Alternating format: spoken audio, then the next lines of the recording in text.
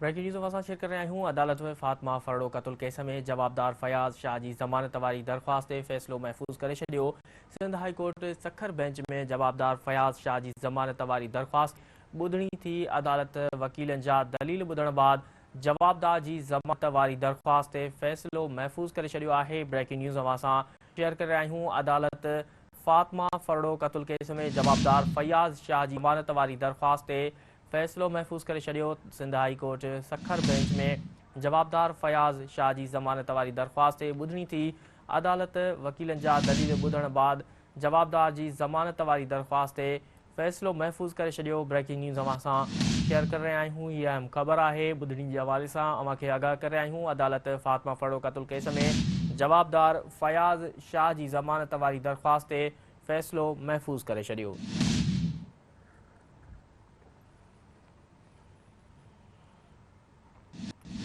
Sindh high court Sukkur bench में जवाबदार फयाज़ शाह जी ज़मानत वारी दरख़्वास्त ते ॿुधणी थी। अदालत वकीलनि जा दलील ॿुधण बाद जवाबदार जी ज़मानत वारी दरख़्वास्त ते फ़ैसिलो महफ़ूज़ करे छॾियो।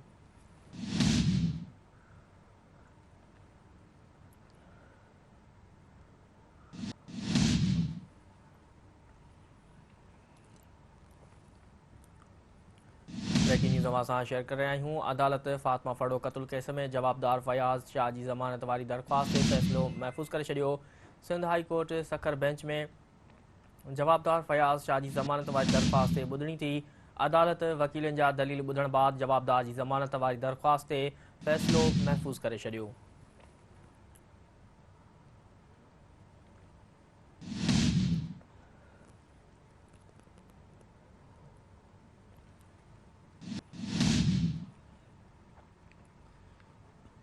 ब्रेकिंग न्यूज़ असां शेयर करे रहिया आहियूं। अदालत फातिमा फरड़ो क़त्ल केस में जवाबदार फयाज़ शाह जी ज़मानत वारी दरख़्वास्त ते फ़ैसिलो महफ़ूज़ करे छॾियो। Sindh high court Sukkur bench में जवाबदार फयाज़ शाह जी ज़मानत वारी दरख़्वास्त ते ॿुधणी थी। अदालत वकीलनि जा दलील ॿुधण बाद जवाबदार जी ज़मानत वारी दरख़्वास्त ते फ़ैसिलो महफ़ूज़ करे छॾियो।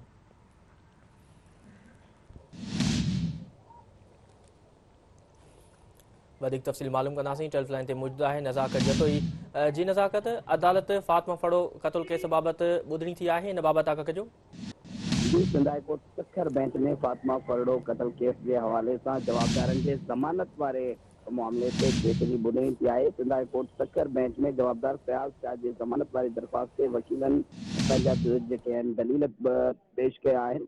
इन हवाले सां मां तव्हांखे ॿुधाईंदो वञा त Sindh high court Sukkur bench जे बरुकनी बेंच जस्टिस मोहम्मद इक़बाल कलोड़ो ऐं जस्टिस अरबाब अली हकड़ो पारां जेको आहे ज़मानत वारी दरख़्वास्त जी ॿुधणी कई वई आहे। अदालत में जवाबदार फयाज़ शाह जो वकील कुर्बान मलाणो ऐं फ़रियादी जो वकील निसार अहमद बंदरो जेको आहे उन सां गॾु प्रोसिक्यूटर आफ्ताब मंशर जेको आहे अदालत में पेश थिया आहिनि। अदालत में फयाज़ शाह जे ज़मानत वारी दरख़्वास्त ते ॿिन्ही धुरियुनि जे वकीलनि पारां पंहिंजा दलील ॾिना विया आहिनि ऐं अदालत वकीलनि जा दलील ॿुधण बैदि जवाबदार फयाज़ शाह जी ज़मानत वारी दरख़्वास्त ते फ़ैसिलो महफ़ूज़ करे वरितो आहे।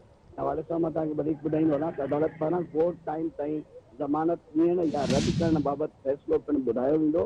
फातिमा फरड़ो क़त्ल केस में जवाबदार फयाज़ शाह जेको आहे उहो जेल में आहे ऐं अदालत जेको आहे हीउ फ़ैसिलो महफ़ूज़ थियो आहे जेको कुझु टाइम में ॿुधाए सघे थी। जी ठीकु आहे, नज़ाकत जतोई तफ़सील ॾियण लाइ महिरबानी।